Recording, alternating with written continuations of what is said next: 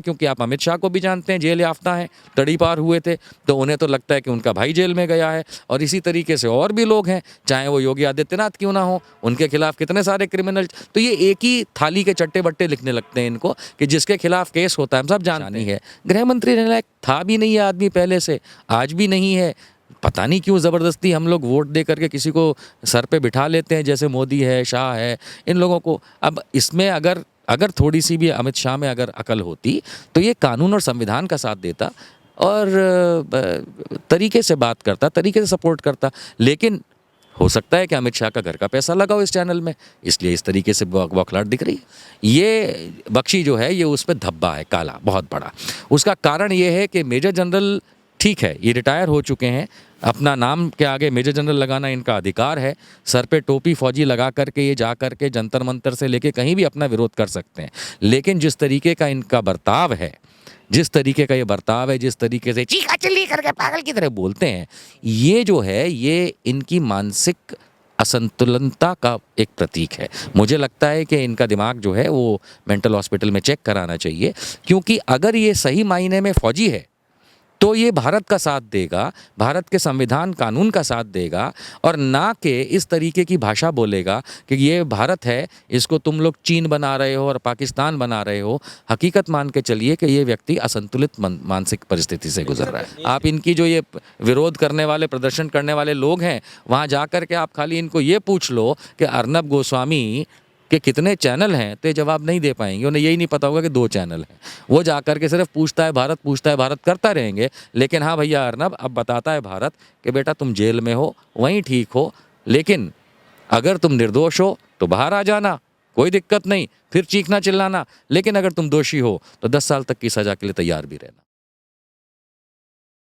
Sir, आप कैसे देखते हैं कि एक देश के माने जाने एक बड़े पत्रकार को इस तरीके से उनके ऊपर डिटेन करने का जो आरोप लगाया जाता है, और साथ ही साथ उन पे एक बड़ा आरोप लगाया जाता है कि उनकी वजह से किसी की मौत हो जाती है, सुसाइड नोट मिलता है, पुराने कार्रवाई को देखते हुए सर आप कैसे देखते हैं कि एक बड़े पत्रकार के ऊपर इस तरीके से लांछन लगाया जा रहा है? क्या वाकई में ऐसा सच है या फिर इसके पीछे क्या हकीकत क्या है? देखिए, लांछन तो नहीं लगाया जा रहा है। अर्नब गोस्वामी मेरे मित्र हैं, कई सालों से मैं उनके साथ डिबेट्स उनके साथ बैठ के रिपब्लिक टीवी और रिपब्लिक भारत पे करता आया हूँ। तो मैं इस बात को बहुत भली भांति समझता हूँ कि उनका अपना एक तरीका है डिबेट करने का, जो हज़ारों लाखों लोगों को पसंद नहीं भी आता, लेकिन हज़ारों लाखों लोगों को पसंद भी आता है। वो एक अलग बात है। यहाँ जो बात हो रही है वो हो रही है 2018 के वर्ष में, जो अन्वय नायक इंटीरियर डिज़ाइनर और आर्किटेक्ट था, जिसके सुसाइड नोट में उसकी और उसकी माताजी के सुसाइड के अंदर जो उसने लिखा है कि 3 लोगों का नाम लिया है, पैसे बताएं और जिम्मेदारी दी है कि इन लोगों की वजह से मैं सुसाइड कर रहा हूँ, मेरी माँ सुसाइड कर रही है। मामला उस चीज़ पे है, ना कि राजनीतिक तूल पे कि किस तरीके की वो डिबेट होती है या किस तरीके का चैनल है। दोनों बातें अलग हैं दोस्तों, ये मेरा क्लियर मानना है। अब आ जाते हैं मुद्दे पे कि जिस तरीके से उनको अरेस्ट किया गया और जो मामला, पहली बात तो ये है कि मामला जो है वो अबैटमेंट ऑफ सुसाइड का है, जिसमें धारा 306 जो है इंडियन पीनल कोड की वो लगी हुई है। और उसके हिसाब से ये भी याद रखा जाए कि ये फडणवीस भारतीय जनता पार्टी के जब चीफ मिनिस्टर हुआ करते थे महाराष्ट्र के, उस समय का ये केस है, ना कि कोई कल पैदा किया गया है। दूसरी बात यह है कि उसमें पहले एक ज़माने में कहा गया था, 2018 में जब ये केस हुआ था, तो उसके बाद तहकीकात की गई और उसके बाद पुलिस ने क्लोजर समरी भर दी कि भाई इसमें कोई एविडेंस नहीं है, और कोर्ट ने उस चीज़ को मान लिया। खैर, बाकी सारी बातें हम लोग जानते हैं, टीवी देखते रहते हैं, न्यूज़ पढ़ते रहते हैं, लेकिन मेन चीज़ ये है कि जिस तरीके से उनको अरेस्ट किया गया, बिल्कुल सही किया गया। अब भाई किसी भी अक्यूज़्ड को जब आप अरेस्ट करने जाते हैं, उदाहरण के तौर पे मेरे ही घर पे अगर पुलिस आके मुझसे कहती है कि भाई चलिए आपको हम अरेस्ट कर रहे हैं, तो मुझे जाना चाहिए। मुझे थोड़ा सा सवाल जवाब मैं करूंगा, भाई क्यों, किस मामले में, ये बड़ी नॉर्मल बात है। लेकिन उसके बाद जब पुलिस मुझे लेने आई है और जबकि मुझे पता है किस बारे में है, केस मुझे मालूम है, तो मुझे पुलिस स्टेशन जाना चाहिए। अर्नब गोस्वामी का अगर आप वो जो वीडियो चाहे पुलिस का देखें चाहे उनकी फैमिली द्वारा बनाया गया हुआ देखें, अगर आप वो देखते हैं तो उसमें बड़ा साफ दिख रहा है कि अर्नब गोस्वामी जो है वो जाना नहीं चाहते हैं। ये सबसे पहला गलत कदम था मेरे मित्र अर्नब का कि उन्होंने कानूनी कार्यवाही में विघ्न डाला। आप कानूनी कार्यवाही में विघ्न ना डालें, आप साथ में जाएं। अब आप उनसे बहस कर रहे हैं जैसे आपका घर नहीं है और ये पुलिस नहीं है और ये आपके डिबेट के पैनलिस्ट हैं और आप उनसे वार्तालाप कर रहे हैं, उनको अपनी बात, ऐसा नहीं होता। जब कानून की बात आती है तो बड़े बड़ों को याद है, मुझे पी चिदम्बरम को भी जेल में डाला गया था, तो इनको भी उठा करके पुलिस ले गई और थोड़ा सा हाथ ज़रूर खींचा, भाई नहीं चलेगा आदमी तो। हमने तो ये देखा है, हमारे पास तो हज़ारों वीडियो आते हैं ना दोस्तों, जिसमें पुलिस डंडा मार मार के ले जाती है। इनको तो कम से कम प्रेम पूर्वक सर मैडम बोलते बोलते आराम से ले गए। तो उनकी जो अरेस्ट है वो सही है, क्योंकि पुलिस के पास अधिकार है। बाकी मामला कोर्ट के अंदर है और कल हाई कोर्ट ने बता ही दिया क्या किस तरीके से बिहेव करना है और किस तरीके से इनको रखना है। और आज की तारीख में तलोजा जेल में भेजे जा चुके हैं, इस समय वो वहाँ पे होंगे। तो ठीक है, मेरे ख्याल से कानून का साथ देना चाहिए। सच है, अगर सच्चे हैं तो क्या इन्हें परेशानी है। लेकिन सर अर्नब गोस्वामी को देखते हुए सर एक ये भी खबर आ रही है कि जो हमारे देश के जो बड़े नेता हैं, चाहे उत्तर प्रदेश के मुख्यमंत्री की बात किया जाए या फिर गुजरात के मुख्यमंत्री की बात किया जाए या फिर गृह मंत्री की बात किया जाए या फिर रक्षा मंत्री की बात किया जाए, लगातार उनके समर्थक में ट्वीट आ रहे हैं। लेकिन सर जब और अन्य पत्रकारों की बात किया जाए, जब उनको डिटेन किया जाता है, उनको मारा पीटा जाता है, तो उनके मतलब बात नहीं किया जा रहा। कह रहे हैं पत्रकारों को लेकर काला दिवस है, काला दिन है, इस तरीके से बोल रहे हैं, लोकतांत्रिक की हत्या की जा रही है। तो क्या सिर्फ एक अर्नब गोस्वामी को लेकर के आवाज उठा रहे हैं और पत्रकारों को लेकर उठा रहे हैं? देखिए, मुझे याद है कि जिस समय इनको अरेस्ट किया गया था अर्नब गोस्वामी को, कुछ ही समय के अंदर भारत के होम मिनिस्टर अमित शाह के ट्विटर हैंडल से ट्वीट आ गया है ना। MIB ministry of information broadcasting के मिनिस्टर प्रकाश जावड़ेकर का ट्वीट आ गया और उसके बाद तो झड़ी लग गई। हाँ, झड़ी लग गई कि भाई भाजपा के मिनिस्टर और लीडर और चीफ मिनिस्टर सब लगे पड़े थे इस तरीके से। लेकिन इसमें कमाल की बात यह है कि उत्तर प्रदेश में 10 से ज़्यादा जब योगी आदित्यनाथ पत्रकारों को जेल में डाल देते हैं, तब वो उस चीज़ का गर्व महसूस करते हैं और शौर्य की बात करते हैं कि हमने देखिए सच का साथ दिया और पत्रकार है तो क्या हुआ, हमने उसको जेल में डाला। आपको याद होगा कि लॉकडाउन के टाइम पे सुधीर चौधरी ने, जी न्यूज़ वाले ने, वो जो तिहाड़ी है, उसने किस तरीके से बदनामी करने की और लोगों को परेशान करने की कोशिश करी थी, आप सब जानते हैं।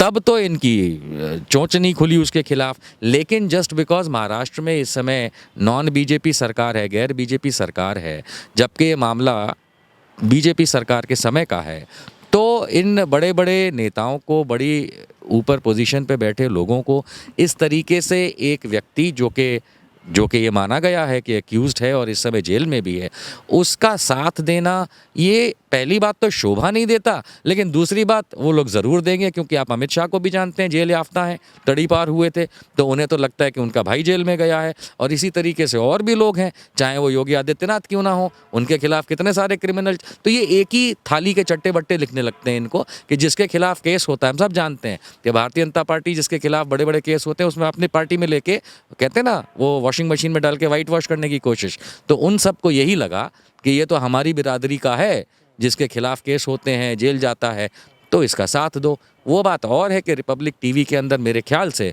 कहीं ना कहीं भारतीय जनता पार्टी का पैसा लगा हुआ है। जनरल GD बख्शी जी भी आ रहे हैं जंतर मंतर पे, वो भी लगातार उनके मतलब समर्थन में आ रहे हैं, बोल रहे हैं देश के मतलब खतरा है, इस तरीके से बोल रहे हैं, हिंदुत्व को कहीं ना कहीं खतरा पहुंचाने की बात की जा रही है। सामने फिर कंगना रनौत भी उतर रही हैं, तो बड़े लोग उतर रहे हैं। इससे मतलब देश उनको काफ़ी फॉलो करते हैं, देश की जनता फॉलो करती है। इससे सर क्या मैसेज आने वाला है अगर JD बख्शी जी की बात किया जाए तो? देखिए, पहले मैं कंगना रनावत का कह दूं कि उन्होंने अपना कद बहुत छोटा कर लिया है, वो बड़ी नहीं रही हैं। एक ज़माने में बहुत अच्छी अदाकारा होती थी, हम सब पसंद किया करते थे, लेकिन जिस तरीके से अभी हाल के समय में उन्होंने जिस तरीके की बदतमीज़ी भारत की पुलिस, चाहे किसी भी राज्य की हो, और सरकारों के खिलाफ, एक होता है, मैं भी विरोध में बोलता हूँ, मैं खुद मोदी विरोध में बोलता हूँ, लेकिन मैं बदतमीज़ी नहीं करता। और जिस तरीके से कंगना रनावत ने बदतमीज़ी करी, मेरे ख्याल से उनका कद इतना छोटा हो गया है कि अब उनको आगे डिस्कस करना ये मेरी तौहीन है।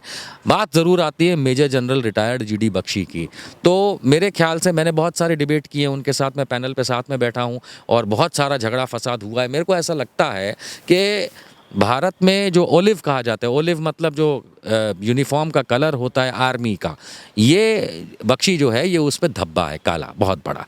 उसका कारण ये है कि मेजर जनरल, ठीक है, ये रिटायर हो चुके हैं, अपना नाम के आगे मेजर जनरल लगाना इनका अधिकार है, सर पे टोपी फौजी लगा करके ये जा करके जंतर मंतर से लेके कहीं भी अपना विरोध कर सकते हैं।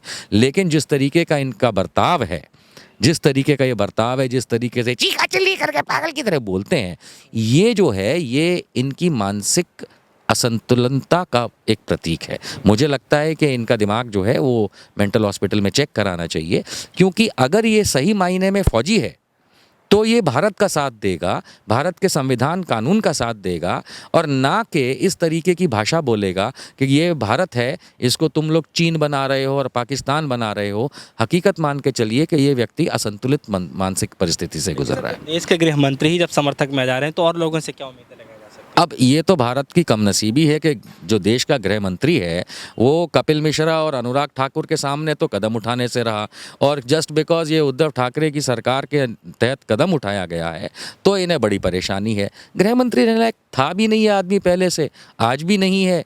पता नहीं क्यों ज़बरदस्ती हम लोग वोट दे करके किसी को सर पे बिठा लेते हैं, जैसे मोदी है, शाह है, इन लोगों को। अब इसमें अगर थोड़ी सी भी अमित शाह में अगर अकल होती तो ये कानून और संविधान का साथ देता और तरीके से बात करता, तरीके से सपोर्ट करता। लेकिन हो सकता है कि अमित शाह का घर का पैसा लगा हो इस चैनल में, इसलिए इस तरीके से बौखलाहट दिख रही है। सर, समर्थक आ रहे हैं, अर्नब गोस्वामी के समर्थक जो आ रहे हैं वो लगातार ये सवाल उठा रहे हैं कि अर्नब गोस्वामी जो हैं वो हिंदुत्व का बढ़ावा करते हैं, कंगना रनौत जो है वो हिंदुत्व का बढ़ावा करते हैं, इसलिए लोगों में मतलब इस तरीके के चिल्ला चिटी मचा हुआ है, इसलिए लोग बाग जल रहे हैं क्योंकि सोनिया की जो सेना है, पप्पू की जो सेना है वो इसमें संलिप्त है, उनके ही मतलब दिखावे पर ये सारे कार्य हो रहे हैं। क्या आपको ऐसा लगता है कि वाकई ने सोनिया की सेना ने ऐसा किया है, चाहे जिस तरीके की बयानबाजी सामने आ रही है? नहीं, बयानबाजी करने का तो सबको अधिकार है लिमिट में, उल्टा सीधा बोलना ठीक नहीं लगता। लेकिन हाँ, जहाँ तक आप बात कह रहे हैं कि समर्थन में अर्नब गोस्वामी के लोग, चाहे गुवाहाटी हो, बेंगलुरु हो, चाहे दिल्ली हो, और कुछ अन्य शहर भी हैं जहाँ पे बार बार रिपब्लिक टीवी दिखा रहा है अपने ट्विटर हैंडल पे भी और टीवी पे भी कि लोग समर्थन में हैं, तो आज ये सवाल खड़ा होता है कि शाहीन बाग में कितने रुपए में लोग आ रहे थे, यही लोग बोल रहे थे। अब सवाल उठता है कि क्या ये लोग 50-50 रुपए और एक सैंडविच या एक वड़ा पाव में लोगों को लेके आ रहे हैं? मुझे तो लगता है क्योंकि इस समय खिसियानी बिल्ली खंबा नोचे, ये ज़रूर पैसा खर्च करके लोगों को इकट्ठा करते हैं जैसे चुनावी रैलियों में किया जाता है। बाकी मैं आपसे दरखास्त करूंगा, आप सबसे दरखास्त करूंगा, आप इनकी जो ये विरोध करने वाले, प्रदर्शन करने वाले लोग हैं, वहाँ जा कर के आप खाली इनको ये पूछ लो कि अर्नब गोस्वामी कि कितने चैनल हैं, तो ये जवाब नहीं दे पाएंगे। उन्हें यही नहीं पता होगा कि 2 चैनल हैं।